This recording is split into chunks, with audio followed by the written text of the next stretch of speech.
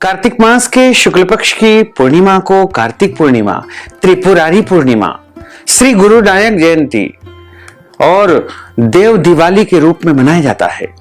इस बार पूर्णिमा तिथि का आरंभ 26 नवंबर 2023 रविवार को दोपहर 3:54 से हो जाएगा, जो कि अगले दिन यानी 27 नवंबर 2023 सोमवार को दोपहर 2:46 पर पूर्णिमा तिथि समाप्त हो जाएगी। चंद्रोदय व्यापिनी रात्रि व्यापिनी जो पूर्णिमा होगी वो 26 नवंबर 2023 रविवार को रहेगी। यानी व्रत की पूर्णिमा 26 नवंबर को है तथा देव दिवाली भी 26 नवंबर को ही मनाई जाएगी तथा स्नान दान एवं सत्यनारायण कथा की जो पूर्णिमा होगी, जो सूर्योदय व्यापिनी पूर्णिमा होगी, वो 27 नवंबर 2023 सोमवार को रहेगी। भक्तजनों, माताओं, बहनों, सादर जय श्री कृष्ण। हमारे YouTube चैनल में आप सभी का बहुत बहुत स्वागत है। सबसे पहले आपको और आपके पूरे परिवार को कार्तिक पूर्णिमा, त्रिपुरारी पूर्णिमा, श्री गुरु नानक जयंती तथा देव दीपावली की बहुत बहुत शुभकामनाएं और बधाइयां। भगवान श्री लक्ष्मी नारायण का भरपूर आशीर्वाद आप सभी के जीवन पर सदैव बना रहे। आप सभी सुखी रहें, स्वस्थ रहें, व्यस्त रहें और मस्त रहें। निरंतर उन्नति तथा प्रगति को प्राप्त करते रहें। पद्म पुराण, स्कंद पुराण, ब्रह्म पुराण में कार्तिक पूर्णिमा को बहुत ही महत्वपूर्ण पूर्णिमा माना गया है। वैसे तो पूरे वर्ष में 12 पूर्णमासी आती है, लेकिन कार्तिक मास में आने वाली जो पूर्णिमा होती है उसे बड़ी पूर्णिमा माना गया है, क्योंकि कार्तिक का महीना भगवान नारायण का स्वरूप माना गया है। इस महीने को दामोदर मास भी कहा जाता है। कार्तिक पूर्णिमा के दिन श्री हरि विष्णु मत्स्य अवतार में जल में निवास करते हैं। ऐसे में जो लोग इस दिन गंगा जी में, यमुना जी में, नर्मदा जी में या कोई भी पवित्र नदी में स्नान करते हैं, उन्हें अमृत के समान गुणों की प्राप्ति होती है। इस दिन स्नान दान, सत्यनारायण भगवान की पूजा, भगवान विष्णु और माता महालक्ष्मी की पूजा तथा दान का विशेष महत्व है। और इस कार्तिक पूर्णिमा पर देव दीपावली मनाई जाती है। सारे देवता पृथ्वी पर वाराणसी यानी काशी नगरी में आकर के देव दीपावली मनाते हैं। लेकिन इस बार कुछ पंचांगों में देव दीपावली 26 नवंबर को बताई है, वहीं कई पंचांगों में देव दीपावली 27 नवंबर को बताई गई है। देव दिवाली और कार्तिक पूर्णिमा 26 और 27 नवंबर को इस बार रहेगी, क्योंकि 26 नवंबर को चंद्रोदय व्यापिनी पूर्णिमा है, रात्रि व्यापिनी पूर्णिमा है। इसलिए जिस दिन रात्रि व्यापिनी पूर्णिमा होती है उस रात्रि में देव दीपावली पर्व मनाना चाहिए तथा उसी रात्रि में भगवान चंद्रमा का विशेष पूजन अर्चन भी करना चाहिए। चंद्रोदय व्यापिनी रात्रि व्यापिनी जिस दिन पूर्णिमा हो उसी दिन पूर्णिमा का व्रत रखना चाहिए। तो इस बार पूर्णिमा का जो व्रत है वो 26 नवंबर 2023 रविवार के दिन रहेगा। इसी दिन देव दीपावली मनाई जाएगी और अगले दिन यानी 27 नवंबर 2023 को सूर्योदय व्यापिनी पूर्णिमा है। उदया तिथि के अनुसार कार्तिक पूर्णिमा 27 नवंबर को मनाई जाएगी। इस दिन भगवान सत्यनारायण की पूजा कथा की जाएगी। कार्तिक का गंगा स्नान भी इसी दिन संपन्न होगा और देव दीपावली कार्तिक पूर्णिमा से एक दिन पहले यानी 26 नवंबर 2023 रविवार को ही मनाई जाएगी, क्योंकि जब पूर्णिमा तिथि प्रदोष काल में विद्यमान होती है उसी दिन देव दीपावली मनाई जाती है।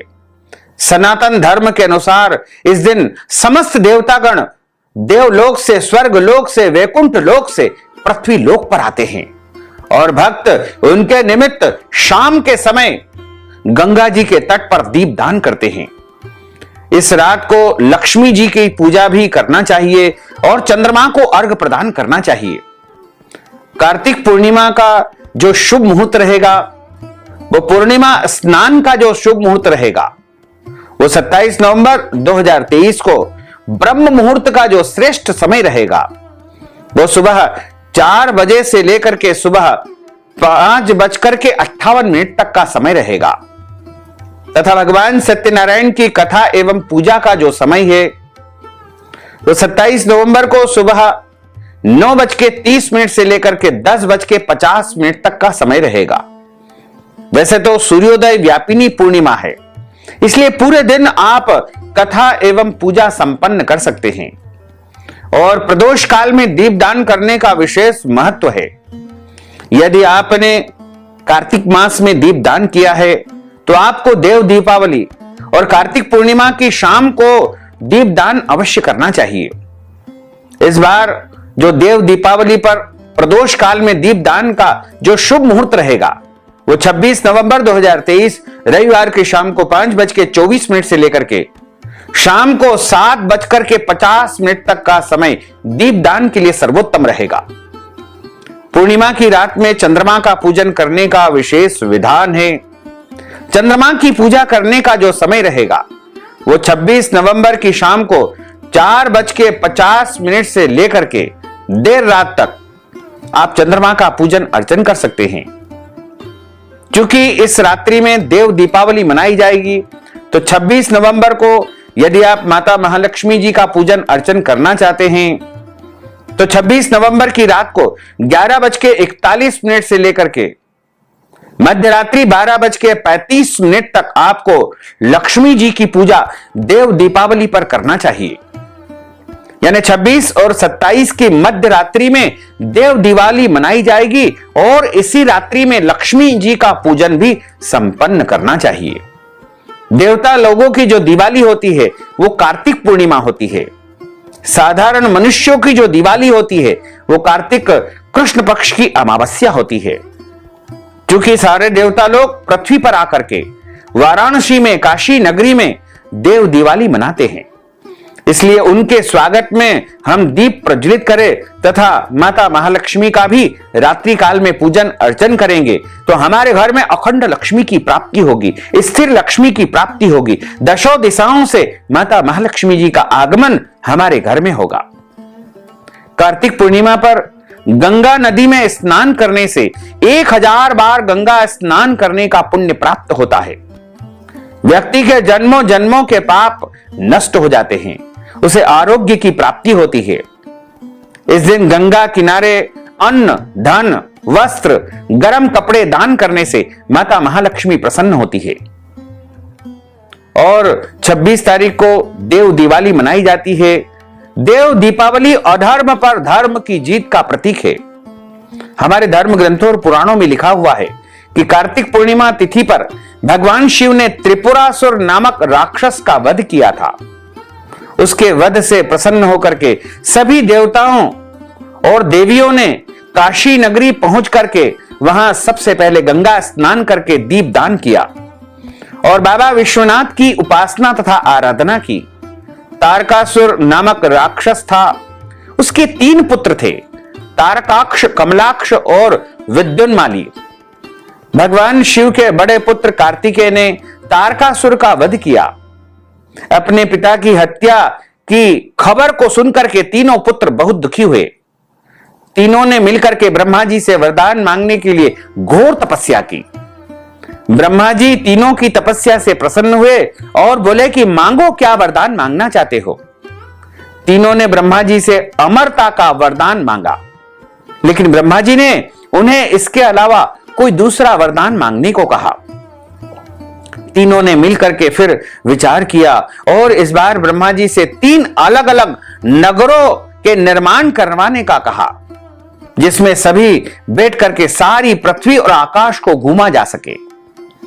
1000 साल बाद जब हम मिलें और हम तीनों के नगर मिलकर के एक हो जाए और जो देवता तीनों नगरों को एक ही बाण से नष्ट करने की क्षमता रखता हो वही हमारी मृत्यु का कारण बने। ब्रह्मा जी ने उन्हें यह वरदान दे करके तथास्तु कह दिया। तीनों वरदान पाकर के बहुत प्रसन्न हुए। ब्रह्मा जी के कहने पर मय दानव ने उनके लिए 3 नगरों का निर्माण किया। तारकाक्ष के लिए सोने का, कमला के लिए चांदी का और विद्युन्माली के लिए लोहे का नगर बनाया गया। तीनों ने मिलकर के तीनों लोकों पर अपना अधिकार जमा लिया। इंद्र देवता इन तीनों राक्षसों से भयभीत हुए और भगवान शंकर की शरण में चले गए। इंद्र की बात को सुनकर के भगवान शिव ने इन दानवों का नाश करने के लिए एक दिव्य रथ का निर्माण किया। इस दिव्य रथ की हर एक चीज देवताओं से बनी थी। चंद्रमा और सूर्य पहिए बन गए, इंद्र, वरुण, यम और कुबेर रथ के चाल घोड़े बने, हिमालय धनुष बन गया और शेषनाग प्रत्यंचा बने। भगवान शिव खुद बाण बने और बाण की नोक बने अग्निदेव।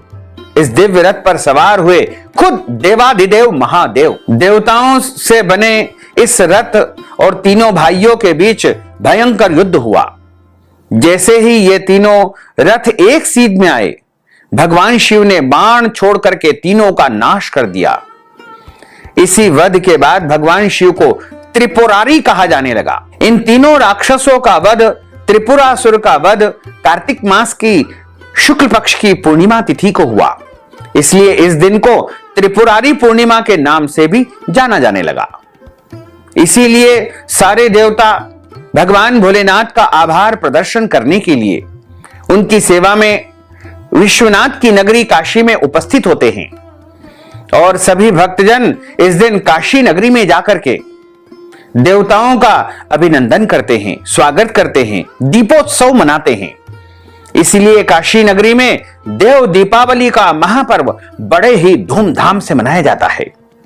इस दिन काशी नगरी में भारत ही नहीं वरन विदेशों से भी कई भक्त जन आकर के देव दीपावली मनाते हैं। बोलिए काशी विश्वनाथ भगवान की जय, भोलेश्वर भगवान की जय। नमः पार्वती पते हर हर महादेव हर। भक्तजनों, माताओं, बहनों, यदि आप कार्तिक पूर्णिमा, त्रिपुरारी पूर्णिमा के निमित्त या कार्तिक मास के निमित्त दान दक्षिणा प्रदान करना चाहते हैं, ब्राह्मण भोजन करवाना चाहते हैं, अन्नदान, गोदान, वस्त्र दान या कोई भी दान पुण्य यदि आप करना चाहते हैं, तो आप हमारे गूगल पे, फोन पे, पेटीएम नंबर के माध्यम से नगद राशि पहुंचा करके कार्तिक पूर्णिमा, त्रिपुरारी पूर्णिमा का संपूर्ण पुण्य लाभ प्राप्त कर सकते हैं। साथ ही आप सभी से अनुरोध है कि हमारे इस ज्ञानवर्धक वीडियो को अधिक से अधिक लोगों को शेयर करिएगा, लाइक करिएगा, कमेंट करिएगा और यदि अभी तक आपने सब्सक्राइब नहीं किया है तो अभी और इसी समय सब्सक्राइब कर लीजिए ताकि इसी प्रकार की ज्ञानवर्धक वीडियो सबसे पहले आपको प्राप्त हो सके। आपको और आपके पूरे परिवार को सादर जय श्री कृष्ण, सादर धन्यवाद।